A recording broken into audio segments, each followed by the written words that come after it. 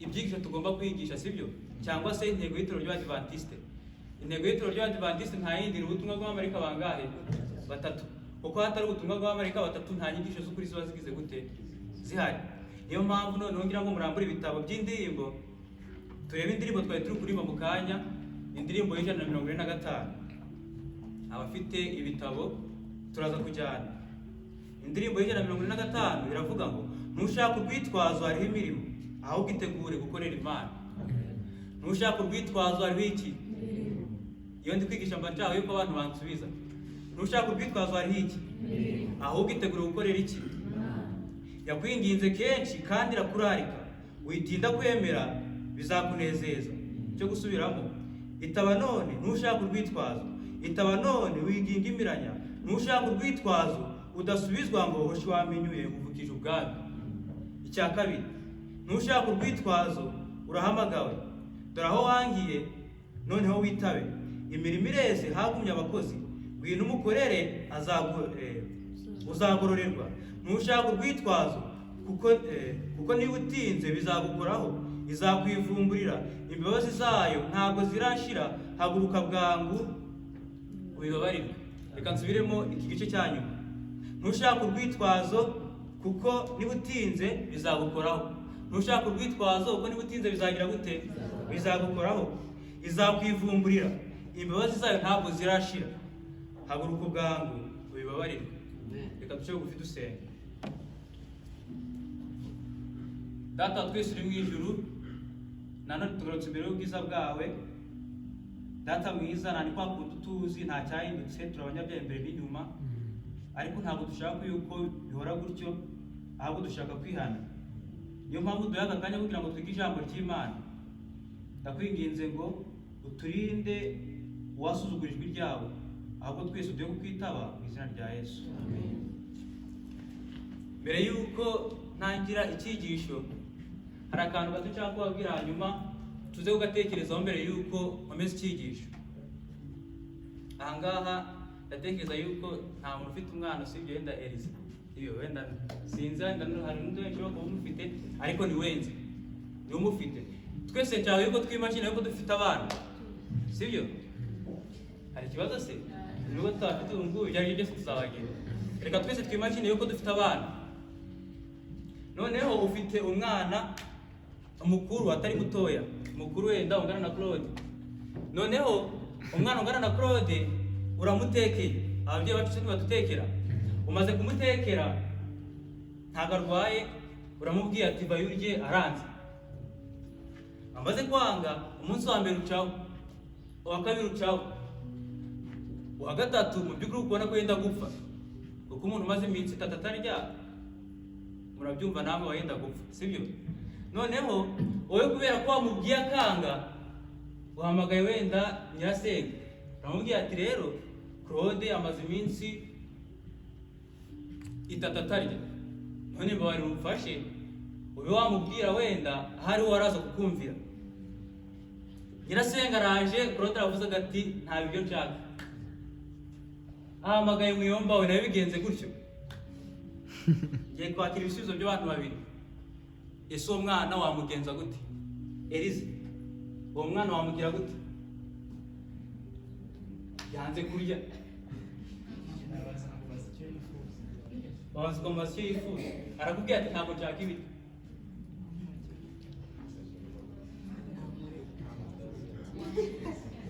Uramukubise aranze. Rodaravuze ati yamukubita. Undi ubwo wari ubugome, njyewe icyo nakora namwihorera. wamwihorera agapfa, sibyo? None se ko atabishaka nta nabimutamika. Ninde wundi?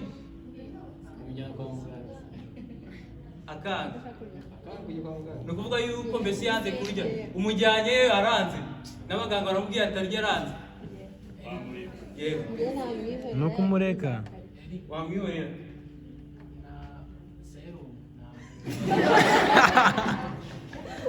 Yamwiriza seru. njyeka wenda ngende kucyo Ivete avuze ndetse na Elize. Umuntu wanze kurya icyambere abazi icyo kurya icyo ari cyo, siko tubizi. kandi abahereye kera angana na Claude niko twavuze. bishatse kuvuga rero azi ibyiza byo kurya n'ibibi byo kutarya, mwihorere azapfe atabahazi. Reka dusoreze muri se.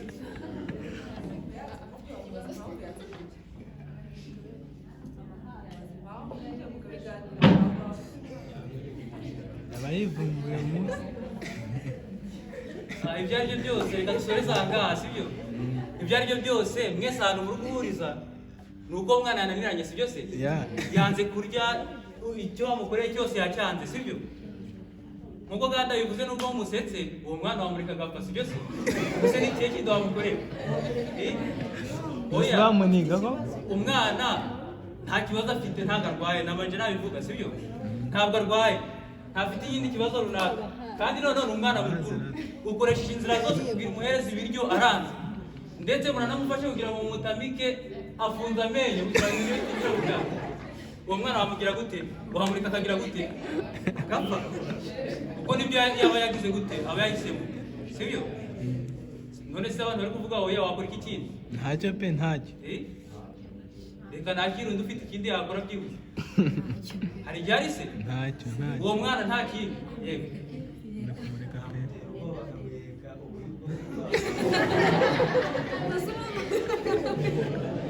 Umuntu bazanye muri Rodati yamwereka umubiri yamuteza ubwoba ati natarya arapfa kugira ngo ababizi. Ariko uwo mwana mu by'ukuri ntacyo utamukoreye sibyo. Ndetse wabifashishije n'ibintu byinshi bigiye bitandukanye kugira ngo uwo mwana abashe kurya, ariko akagira gute? Akanga. Inshuti z'Imana, ndagira ngo dusome amagambo ari mu gitabo cy'Abaheburayo igice cya 10 ku murongo wa 26. Isomo mushiki wacu yawe dusomeye amagambo atubwira ngo niba dukora ibyaha nkana tumaze kumenya ukuri, ntabasigaye igitambo cy'ibyaha kiretse gutegerezanya ubwoba ucirwa w'iteka no gutegereza umuriro w'inkazi uzarya abanzi b'Imana. Numvise twese turi guhuriza hamwe yuko mwana ananiranye sibyo, kandi koko birumvikana yarananiranye. Ikibazo tugiye kwibaza ngaha, nkuko iri somo nararisomye, ni isomo ryanteye ubwoba cyane. Isomo ritubwira yuko niba dukoze ibyaha bikagera igihe nyine tukabyivurugutamo, hatabasigaye igitambo cy'ibyaha, ahubwo ngo abasigaye iki? Gutegerezanya ubwoba umuriro uzatsemba inkozi z'ibibi. Ikibazo twakwibaza muri aya masati se, hari igihe kigera natwe Imana ikatureka ikavuga ati bari abantu nabahaye ibibakwiriye byose, nabahaye ibibagomba byose, none aho bigeze bari abantu ndabaretse ntibagende. Ese hari icyo gihe kijya kigera cyangwa kijya kigera? Wapi? Umwe ati wapi? Undi?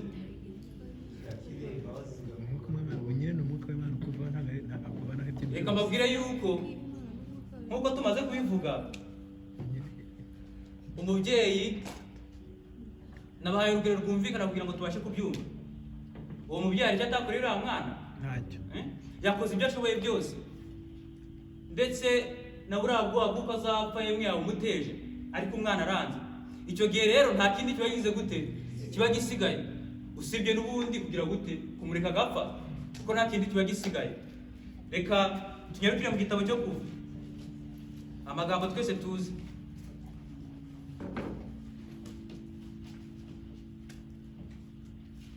Igitabo cyo Kuva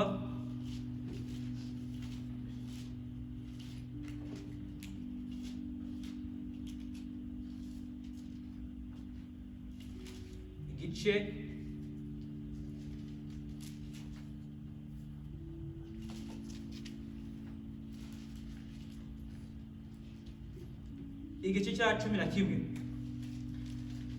Nkuko nabivuze tugiye kwigana amagambo twese dusanzwe tuzi, amagambo buri wese azi, n'umwana muto yadatekereza yuko azi. Tugiye kwigana ku mugabo witwa Farawo. Hari umuntu utamuzi se? Abantu benshi baramuzi, ariko cyane cyane ikintu abenshi bazi kuri Farawo ni uko yanze kurekura ubwoko bw'Imana, noneho Imana ikamuteza iki? Tujyane sibyo? Ikintu abantu benshi bamuziho ni uko yanze kurekura ubwoko bw'Imana, noneho agatezwa iki? Agatezwa ibyago. Ariko njyewe uburyo mbitekereza muranyihanganira, bitekereza yuko cyangwa se ntekereza bihabanye n'iby'abandi. Abandi batekereza yuko biri ari ibyago Farawo yahawe, ariko ngewe ku ruhande rwanjye ntekereza yuko ari amahirwe Farawo yagize gute. Ahari wenda biraza kumvikana nabi uburyo umuntu yahabwa amahirwe arimo ibihano, ariko nshuti bavandimwe, iyo duhereye ku cyago cya mbere, Farawo yanze kurekura ubwoko bw'Imana. Icyago cya kabiri, Farawo yanze kurekura ubwoko bw'Imana. Icya gatatu, yanze kurekura ubwoko bw'Imana. Reka mbabwire yuko biriya byago byari birimo imbabazi z'Imana, cyangwa se byari birimo gahunda y'Imana yo kugira ngo igarure Farawo, cyangwa se yo kugira ngo yereke Farawo yuko Imana ari ikomeye kurenza ubwami bwe, cyangwa se ishatse kumwereka yuko agomba kugaruka aho atari heza. Noneho ikoresha biriya byago nkuko ijambo ry'Imana ritubwira, iratubwira ngo ari ibibi ndetse n'ibyiza byose bifatanyiriza hamwe kutuzanira iki? Ibyiza. Ni ukuvuga yuko imbere y'Imana ishobora gukoresha ikintu watekereza yuko ari kibi, ariko ishaka kugira ngo itakura. Hari umuhanzi witwa Kizito, muramubarira mu buryo gatoya ku ndirimbo yavuze ngo aho kugira Imana iguhombe yagira gute? Mbese ayo magambo si meza? Ni ukuvuga yuko aho kugira ngo Imana iguhombe, kukwica biri butume ugaruka, Imana yagira gute? Yakwica. Ni ukuvuga yuko nta kintu Imana itakoresha kugira igarure umuntu. Ubwo rero na Farawo byaje gucishwa muri bino byago, ibyago birindwi. Icyago cya mbere kimugeraho, icya kabiri kimugeraho ari kuvuga ati ndabarekura, icya gatatu kimugera ari kuvuga ati ndabarekura, icya kane, icya gatanu, icya gatandatu, gutyo. Nkuko twari tumaze kubivuga, kuri uriya mubyeyi Imana nayo igeraho igira gute? Irarambirwa. Kuko ijambo ry'Imana riravuga ngo mu gitabo cy'Itangiriro ati umwuka wanjye ntabwo azahora arohanya n'iki. Ni ukuvuga yuko iyo wanze ubutumwa bwiza iteka ryose, iyo wanze irarika ry'Imana iteka ryose, byanze bikunze imbabazi zigira gute? Zikuvaho. Ni nako byagendekeye rero Farawo. Farawo nawe Imana yaramubwiye, icyago cya mbere kiratambuka, icya kabiri kiratambuka. Noneho Imana iravuga ati ntabwo nzahora nduhanya nande na Farawo. Nuko rero imbabazi ziva kuri Farawo. Reka dusome mwumve.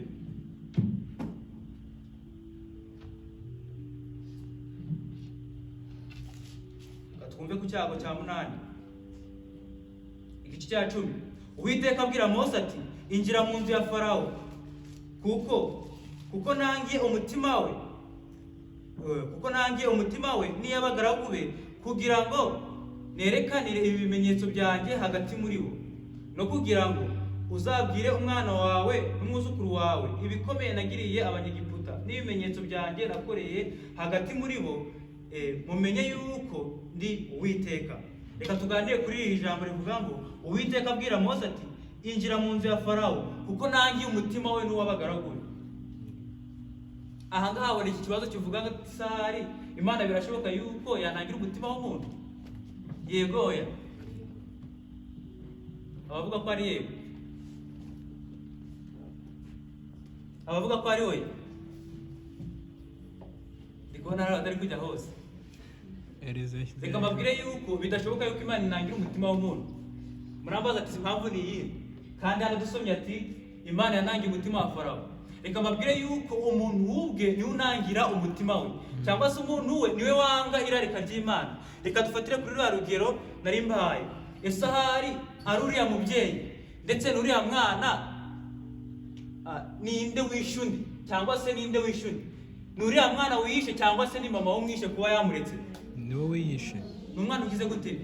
Wishe. Niyo mpamvu natwe iyo twanze irarika ry'Imana, iyo twanze kugira ngo tuve mu by'isi, ntabwo ari Imana ibitwisha, ahubwo twe tuba tugize gute? Kwishe. Ikindi cya kabiri, hari abantu bajya bavuga ngo Imana izarimbura. Reka mbabwire yuko ntabwo Imana izarimbura umuntu, ahubwo umuntu ubwe niwe uzagira gute? Uzirimbuza. Hari igitekerezo kimwe baje kuduhereza, baratubwira ngo ufite igikombe kirimo amata mwese simuyazi, hakagwamo igitonyanga cy'amaraso. Reka turebe umuntu wayanywa.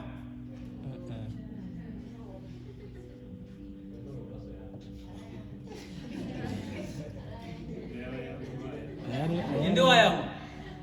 Ninde se wavuga ati reka ngerureho byibuze hanyuma hanyuma mfateho none utwo twagiha amaraso hanyuma ndi nyama ninde. Niyo mpamvu rero Imana yaguhaye ibigukwiriye byose, kandi nkuko tujya tubivuga Imana ntabwo yanga umunyabyaha ahubwo yanga iki? Icyaha. Niyo mpamvu rero iyo wimitse icyaha mu mutima wawe cyangwa se ugashyira icyaha mu mibereho yawe, ni ukuvuga ngo Imana niza kurimbura ntabwo izajije kurimbura Eric, muri kunyumva neza, ahubwo Imana izabije kurimbura iki? Icyaha. Ariko nta kundi kuntu Imana yaza kurimbura icyaha itarimbuye nde? Mweho. Byakunda se? Ahubwo uko icyaha kizaba cyaragiye muri njyewe kirimo ndani, ni ukuvuga yuko Imana niza kurimbura kubera ko nafashe icyaha cyanga gishyira mu mibereho yanjye, ngomba kurimbukana nacyo, sibyo? Ni ibintu byumvikana. Nari ndi gusoma amagambo akomeye cyangwa se igitekerezo cy'umugabo witwa Nero. Umugabo witwa Nero yari umugabo w'umugome cyane. Yari umugabo mu gitabo cy'ibyakozwe n'intumwa baravuze ngo ijwi rye ryahindishaga umushyitsi abantu kurusha mugiga. Ntabwo ngenzi mugiga, ariko murukumva yuko ni umugabo wari ufite imbaraga, ngo yari umwami w'abami. Reka mwumve ukuntu bavuze.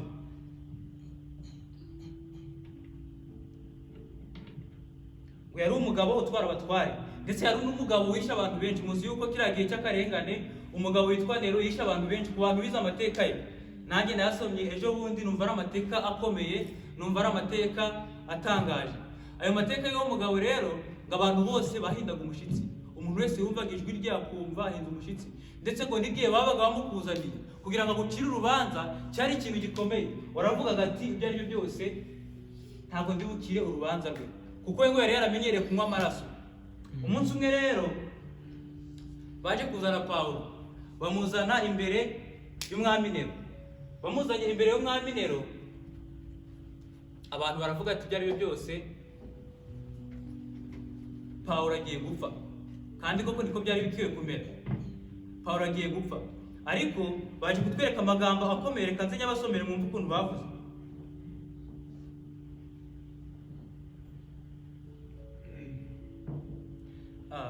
Ngo Pawulo akihagera, mwumve ngaha, mbere y'icyo gihe nta na rimwe iyo mbaga yari yarumvise amagambo nk'aya. Aya magambo yakabakabye mu mitima y'abari binangiye kurusha abandi. Igihe Pawulo yageraga aho ngaho, ngo aho kugira ngo ahindishwe ubwoba n'umushyitsi cyangwa se ngo agire ubwoba bwo kurebana na Nero, ahubwo kuko ari umugambi w'Imana, kuko Nero umuntu n'ubundi wari warinangiye umutima yumva amagambo y'Imana, ngo Pawulo akigera aho ngaho nta kindi yakoze usibye kuvuga ijambo ry'Imana. Imana yagwa icyubahiro. Yarageze avuga ijambo ry'Imana. Amaze kuvuga ijambo ry'Imana, noneho abantu bari aho ngaho bumva ijambo ry'Imana n'ubundi. Mwumva ngaho ngo mbere y'icyo gihe nta na rimwe iyo mbaga, ndi gusoma mu gitabo cy'ibyakozwe n'intumwa paji ya 306. Ngo mbere y'icyo gihe nta na rimwe iyo mbaga yari yarumvise amagambo nk'aya. Aya magambo yakabakabye no ku mitima y'abari binangiye kurusha abandi. Ukuri kumvikana kandi kukemeza abantu kwirukanya ikinyoma. Umucyo wamuritse mu ntekerezo z'abantu benshi baje gukurikira imirasire yawo banezerewe. Ukuri kwavuzwe uwo munsi kwari kugenewe gutigisa abahanga, kandi kukabaho iteka ryose, kukazatera impinduka mu mitima y'abantu. Igihe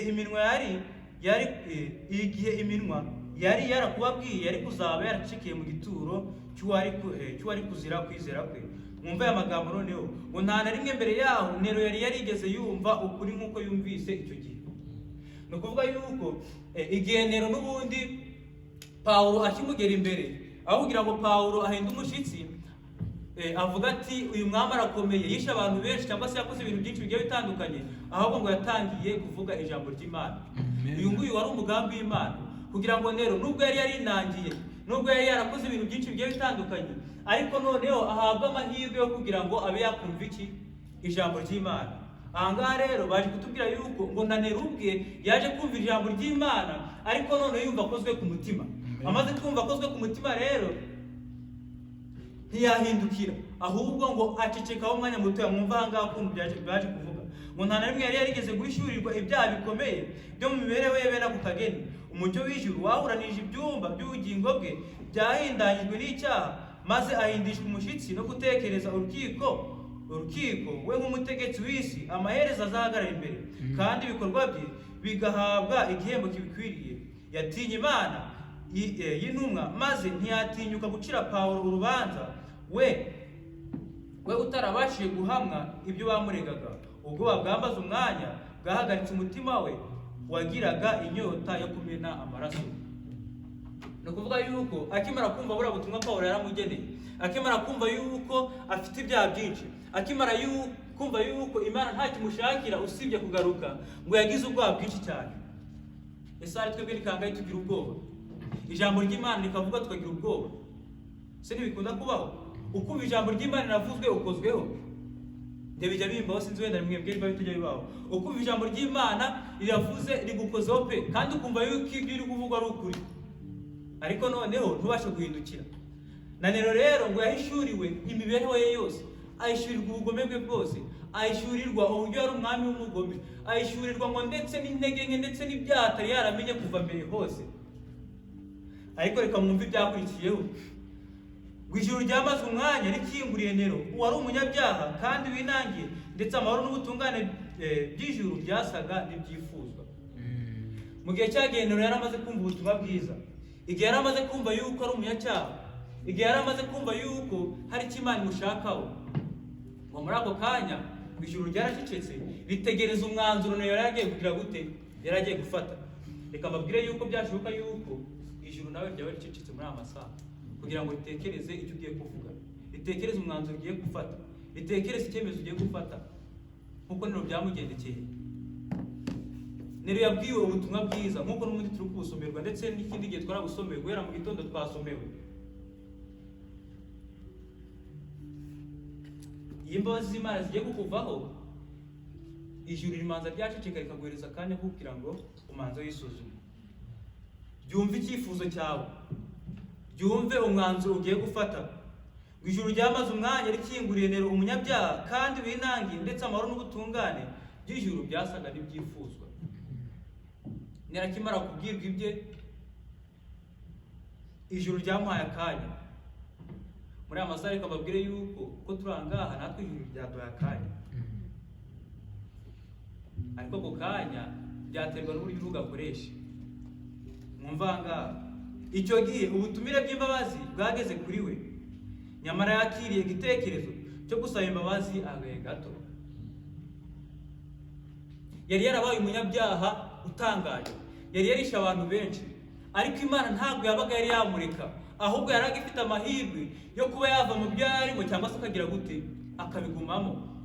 Ijuru ryamuhereje akanya, riraceceka ritegereje icyemezo ari buze gufata, kandi ngo ahangaha yari agifite amahirwe yo kugira ngo abe yagira gute, abe yakwihana. Mwumva ngaha, nyamara yakiriye igitekerezo cyo gusaba imbabazi agahe gato, hanyuma yatanze itegeko ko Pawulo asubizwa mu kumba yafungirwagamo. Yari yamaze kubwirwa ibyaha bye, ndetse yakozwe ku mutima. Mwumvise icyemezo yafashe? Aho kugira abwire Pawulo ati genda, ahubwo yamusubije hehe? Yamusubije muri gereza. Aguma aho ngaho, amaze kuguma aho ngaho, abwira Pawulo ati subira muri gereza. Mwumva ngano n'ukuntu byaje kugenda. Maze ubwo urugi rwakingiranaga intumwa y'Imana, urugi rwo kwihana rwakingiraniwe umwami w'i Roma by'iteka ryose. Turakumvikana? Igihe yari yamaze kumva ijambo ry'Imana, kuko twabyize mu gitondo ngo kwizera guheshwa no kumva, no kumva kukazanwa n'ijambo ry'Imana. Ni ukuvuga yuko nta na rimwe imbabazi z'Imana zakuvaho mu gihe wumva ijwi ry'Imana, cyangwa se mu gihe wumviye umwuka w'Imana kugira ngo akuyobore. Ariko mu gihe wanze, ijambo ry'Imana rikavuga ukinangira, ijambo ry'Imana rikavuga ukinangira, byanze bikunze igihe kizagera nawe urugi rw'imbabazi rukingirwe kuri wowe nk'uko rwakingiwe uriya mwami Nero. Nk'uko tumaze kubyumva, umwami Nero yari afite amahirwe menshi, yari afite amahirwe yo kwihana, yari afite amahirwe yo kuva mu byo yari arimo akafata indi nzira. Ariko noneho kubera nk'uko nabibabwiye, mu gihe twumva ijambo ry'Imana tukumva ridukozeho, ariko gufata umwanzuro bikatugora. Gufata umwanzuro bikatugora, ukavuga ati sahari bikurikije icyubahiro mfite, ahari nifata umwanzuro biragenda gute? ndatekereza yuko mu myumvire ya Nero ntabwo nzi icyo gihe uburyo yari ameze, ariko ndatekereza yuko yavuze ati ese ahari nimvuga ati Pawulo agende, ahari abonye we baranyumva gute? Ko ndi umwami w'abami, ko nishe abantu benshi barenzera Pawulo, none nibumva mvuze ati Pawulo taha, ahari biraza kugenda gute? Ariko reka nzababwire yuko amahirwe y'Imana araza ukagira ngo nta kamenyero, ariko hari igihe kigera ayo mahirwe y'Imana akagira gute? Akavaho. Nshuti y'Imana, icyo nagusabira ni ukugira ngo wumvire irarika ry'Imana. Imana iri guhamagara. Nkuko twabyize ku Sabato, iyo ibintu biri kwigishwa tugira ngo niko byahoze kandi n'ejo umwigisha azaza yigishe. Nasomye amagambo avuga ngo ijambo ry'Imana iyo rigiye ntabwo rigaruka. Banditse amagambo akomeye baravuga ngo rishobora kugaruka mu buryo bubiri. Uburyo bwa mbere bw'ijambo ry'Imana rije ukaryakirana umutima mwiza, iryo jambo ry'Imana riguhindukira nk'umubavu wumura neza, ndetse rikakubera impamba n'urwego bizahugeza hehe? Mu ijuru. Ariko mu buryo bwa kabiri iryo jambo ry'Imana utaryakiriye, kudasubiraho ubusa bwa kabiri ni uko risigaye rigucireho iki? Iteka. Ni ukuvuga yuko ijambo ry'Imana ntabwo rishobora kugenda ngo rigaruke ubusa, niritagukiza rirasigaye rigucireho iki? Iteka. Kandi nasomye amagambo akomeye avuga ngo iyo ijambo ry'Imana rije nturyumvire ngo rigusiga uri mubi kurusha uko ryaje uri, cyangwa se rigusiga uri mubi kurusha uko ryaje umeze. Ni ukuvuga yuko iyo ryaje uri umunyacyaha gakeya risiga ubaye umunyacyaha cyane. Inshuti z'Imana, ijuru rirategereje, ijuru riguhaye akanya. Nkuko ijuru ryamaze umwanya mutoya ritegereje rero, nawe ijuru riragukingukiye kugira ngo ubashe kumva. Ariko nk'uko tumaze kubisoma ntabwo rizahora rikinguye, si byose, ahubwo hari igihe cyagera ijuru rikagira gute? Rigakinga. Inshuti z'Imana, reka mbabwire yuko ushobora kuvuga ati ahari ijwi ry'Imana cyangwa se ijwi rya Mwuka Wera riracyari mu mibereho yanyu, Mwuka Wera cyakomanga, ukavuga ati ahari wenda nzafata umwanzuro ejo, ahari wenda nzafata umwanzuro ikindi gihe. Ariko reka nze nkubwire yuko Umwuka w'Imana ashobora kutakuvaho aha ngaha, ariko mu by'ukuri nta n'uzi igihe azapfira. Mu gitabo cya Luka igice cya 12 tuzasanga amagambo akomeye. Umugabo wari umutunzi, umugabo wari ufite ibintu bigiye bitandukanye, ngo yagize ibintu byinshi ngo noneho abura habikwiza. Amaze kubura habikwiza aravuga ati reka nsenye ahantu hose nubake ibigega, nimara kubaka ibigega noneho munikemo imyaka yanjye, nimara guhunikamo imyaka yanjye ngo noneho umutima wanyu uzicara unezerwe kuko nzafite ibintu bingana iki byinshi. Ngo ariko nijoro aryamye yaje kumva ijwi rimubwira ati wamupfuwe, iri joro uranyagwa iki? Ubugingo bwawe. Birashoboka yuko wavuga ati mfite akanya, birashoboka yuko wavuga ati Mwuka w'Imana aracyandiho, yego simbihakanye, kuko birashoboka yuko ariwo guteje intambwe kugira ngo uze aha ngaha. Ariko reka ndababwire yuko bishoboka yuko n'urupfu rwagutwara aka kanya. Ibyo bitaga imikino bikaba ibintu bikomeye. Imana ntabwo itinze isezerano ryayo nk'uko bamwe babitekereza, ahubwo iratwihanganira kugira ngo hatagira n'umugira gute? Urimbuka. Aka kanya Imana yaduhaye ni ukugira ngo tubashe kwisuzuma. Aka kanya Imana yaduhaye ni ukugira ngo mbashe kwirebaho nawe ubashe kwirebaho, urebe aho uhagaze. Bitazakubera nk'uko byabereye Farawo, bitazakubera nk'uko byabereye Nero. Urugi rw'imbabazi rukinge utarihana.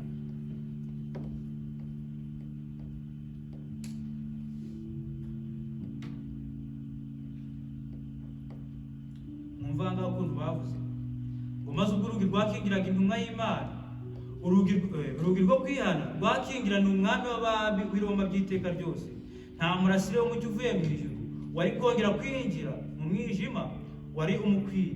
Bidatinze yari hafi kubona igihano cy'Imana. Iyo twanze imbabazi z'Imana, kuko twamaze kubisoma mu gitabo cy'Abaheburayo igice cya 12 igice cya 10 umurongo wa 26 handitse ngo niba dukora icyaha nkana twamaze kumenya inzira yo gukiranuka, ngo ntabwo hasigaye igitambo cy'ibyaha, ahubwo haba hasigaye gutegerezanya ubwoba, uburakari ndetse n'umuriro uzatsembaho inkozi z'ibibi zose. Tuzimana, Yesu arimo gukomanga, Yesu arimo guhamagara, aravuga ngo ngwino, nk'uko twamaze kwisoma muri iriya ndirimbo, ngo wowe gushaka urwitwazo hariho imirimo, aho witegura gukorera iki? inshuti z'Imana, reka twihane kuko igihe kiri bugufi Yesu agiye kugaruka. Mwumva ukuntu byaje kugendekera umwami Nero, ngo nyuma yaho gato Nero yagiye mu bwato agana mu Bugiriki, aho yatesheje agaciro ubwami bwe bitewe n'imyifatire ye. Agarutse i Roma asingizwa, yashagawe n'abambari be, maze biroha mu birori kuvuyarara.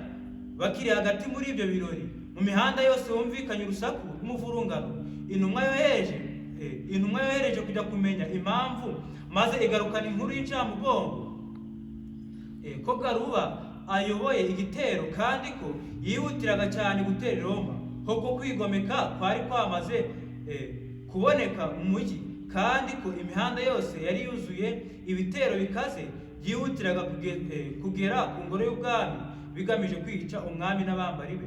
Muri iki gihe cy'akaga, Nero ntiyari afite Imana ikomeye kandi y'imbabazi yari akwiye kwisunga nka Pawulo. Ni ukuvuga yuko igihe imbabazi z'Imana ziba zatuvuyeho, igihe imbabazi z'Imana ziba zakuvuyeho, ibyo wakora byose, mu byago byose waba urimo, mu makuba yose waba urimo, nta muntu ufite wo gutakira nk'uko byagendekeye Nero.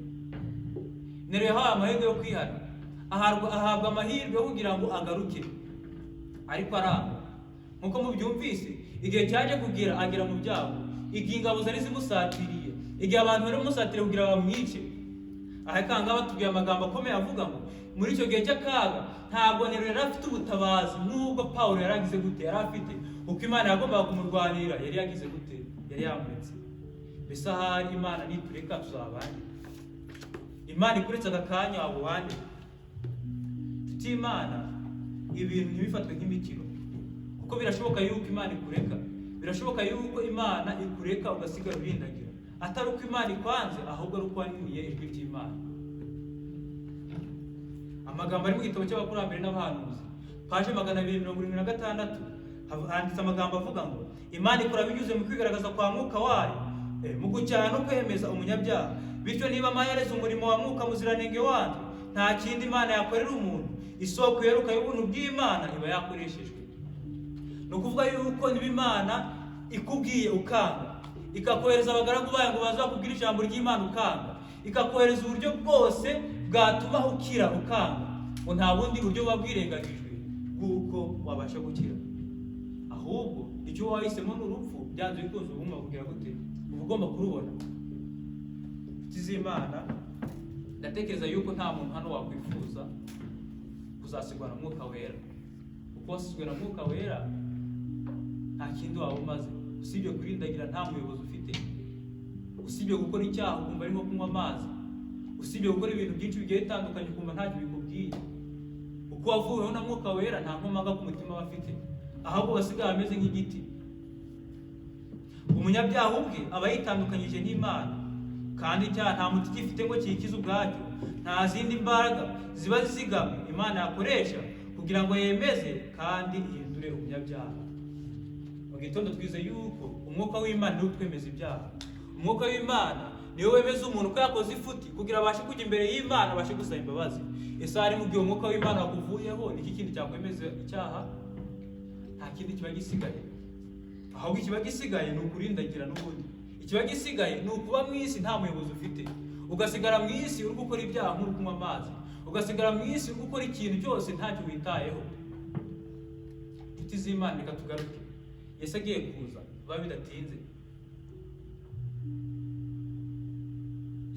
Reka buri wese musabire kugira ngo abashe kumvira ariko.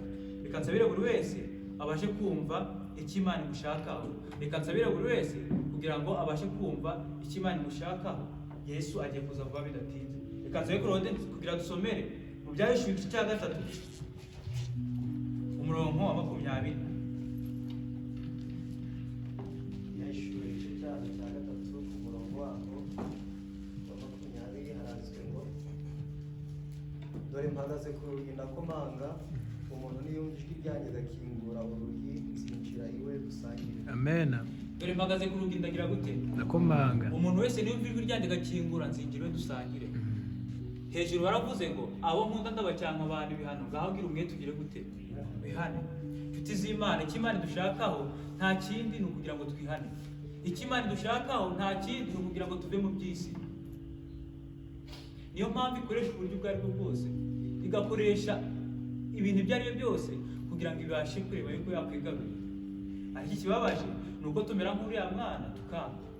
Ibi ni byo biryo, ijambo ry'Imana niryo biryo, niryo bibasha kugutunga kugira ngo ube ku rugero rushyitse. None se mu gihe uhawe ijambo ry'Imana ukaryanga, ikindi kiba gisigaye ni iki? Nta kindi. Nk'uko ijambo ry'Imana rivuze mu gitabo cy'abakurambere n'abahanuzi, nta zindi mbaraga ziba zirengagijwe, cyangwa se nta zindi mbaraga ziba zisigaje inyuma, ahubwo ngo umuntu ubwe ni wowe uhisemo kwitandukanya n'Imana. Inshuti z'Imana, reka tureke kwitandukanya n'Imana, ahubwo twemerere Yesu kugira ngo agende imibereho yacu. Twemerere Imana kugira ngo ibane natwe. Twemerere Yesu kugira ngo agende imibereho yacu. Indirimbo nshaka dusorezaho ni indirimbo y'101. Afite igitabo twaza kujyana.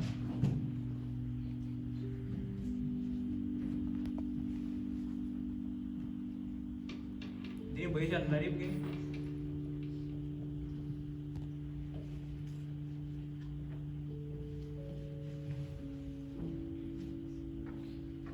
Indirimbo y'101 iravuga ngo Yesu araguhamagara none. Yesu araguhamagara none, arakwifuza uyu munsi. Ni iki gituma wanga kwitaba ukayobagurika? Yesu araguhamagara none, ngo ni iki gituma wanga kwitaba ukayobagurika? Cyo gusubiramo, uyu munsi Yesu araguhamagara n'imbabazi ze. Inshuti z'Imana, Yesu araduhamagara. Yesu yifuza yuko twaza. Yesu ntabwo yifuza yuko twarimbuka, kuko ikintu cyamuzanye kuri iyi si ntabwo icyifuzo cye ari kugira ngo tuzabone ubugingo buhoraho, ahubwo icyifuzo cye ni ukugira ngo tumwizere tuzabone ubugingo buhoraho. None iyi ndirimbo nayo iri kutubwira ngo Yesu araguhamagara none, arakwifuza uyu munsi. None ni iki gituma wanga kwitaba ukayobagurika? Uyu munsi Yesu araguhamagara n'imbabazi ze. Icya kabiri, Yesu araguhamagara abarushye ngo abaruhure uyu munsi, umwikoreze umutwaro wawe, ntazagushora incucu. Yesu araguhamagara none, musange none uyu munsi, zana ibyaha byawe ubyicujije, ngwino witindiganya. Icyo Yesu ashaka ni uko wamuzanira ibyaha byawe. Icyo Yesu ashaka ni uko waza imbere ye ufite umutima umenetse. Icyo Yesu ashaka ni uko waza imbere ye ufashe umwanzuro. Nkuko twabyize, ijuru riracyacecetse, ritegereje umwanzuro ubuze gufata, ritegereje umwanzuro urubuze kuvuga, ritegereje ijambo rya nyuma urubuze kuvuga. Ese ahari uraza kuvuga iki? Ahari ntiwamera nka Nero, ukaza kwishingikiriza ku byo ufite, ukavuga ati ndacyafite igihe kinini cyo kubaho, ndacyafite imyaka myinshi yo kubaho. Ariko inshuti y'Imana, reka mbabwire yuko bidatinze bamwe bagiye gutungurwa, bidatinze bamwe bagiye kuvuga ngo ibyo nari kuzakora ubu ngubu yaba nari narabikoze kiragiye. Ariko inshuti z'Imana, nta n'umwe muri mwebwe nifuriza kugira ngo azavuga ayo magambo, ahubwo bikitwa umunsi nk'uko ijambo ry'Imana ribitubwira, muri twumva ijwi ry'Imana twinangira iki? Umutima. Reka muri amasaha Imana turinde kwinanga. Icyanyuma, Yesu arakwinginga wumve ijwi rye. Mwumvire none uyu munsi, abamwiringira bazishima. Ngaho haguruka umusange, Imana ntabwo icyubahiro. Inshuti z'Imana, reka muri amasaha twemerere Yesu agire imibereho yacu. Reka muri amasaha twemerere Yesu kugira ngo abane natwe. Reka ndebe abantu bifuza yuko nzajya mu ijuru. Murakoze cyane. Mu by'ukuri nanjye ndabifuriza yuko mwazajya mu ijuru. Amen. Ariko ijambo ry'Imana riravuga ngo ijuru riraharanirwa kandi intwarane zirigishamo imbaraga. Ni ukuvuga yuko ijuru ntabwo ari ibyo ku magambo. Urashobora kurinyifuriza ariko njye ntarishaka, ndashobora kurikwifuriza ariko utarishaka. Kizagaragaza ko ushaka ijuru ni imibereho yawe, imibereho yawe ihindutse. Bavandimwe, ntacyo twakwishoboza tudafite Yesu. Nkuko twabyize mu gitondo, mu cyigisho kivuga ko umunyabyaha akwiriye Kristo, nta kintu twebwe ubwacu tubasha kwikorera tutari kumwe n'Imana. Ahubwo niyo mpamvu nsabye buri wese, nsabiye umutima wese urangaha kugira ngo uhugukire Imana, uhugukire ijambo ry'Imana, kugira ngo ubwo Kristo agiye kugaruka bidatinze azaduhembe ikamba ry'ubugingo. Ibyo mbasabira nanjye nisabira mu izina rya Yesu. Reka dusenge Imana. Data mwiza, mwungere ubugingo bwacu, turagushimiye. Tugushimiye imiburo wongeye kuduhereza, tugushimiye amagambo meza umaze kutwigisha. Uhabwe icyubahiro. Data mwiza, impamvu turiho nta yindi ni ukugira ngo dutunganye ibidatunganye imibereho yacu. ngaho ngwino udufashe ude gutunganya ibidatunganya imibereho yacu, kugira ngo ubwo ugiye kugaruka ugasanga twarumatanye nawe uzatukira mu bwami bwawe. Satani ari gukorana umwete mwinshi, azi yuko asigaje igihe gitoya, ariko ikibabaje twebwe ntabwo tubizi. Niyo mpamvu adushira ibinezeza mu maso, akadushira ibintu byinshi mu maso bituma tutareba igihe kigeze. Ariko turakwinginze ngo nk'uko wamutsindiye Karuvari ukomeze kumudutsindira mu mitima yacu. Ngaho bana natwe ukomeze kuturinda no kutuyobora, kandi urinde buri wese uri aha ngaho kugira ngo yinange umutima, ahubwo agusange bitwitwe umunsi. Ibyo nsaba nanjye nisabira mu izina rya Yesu. Amen.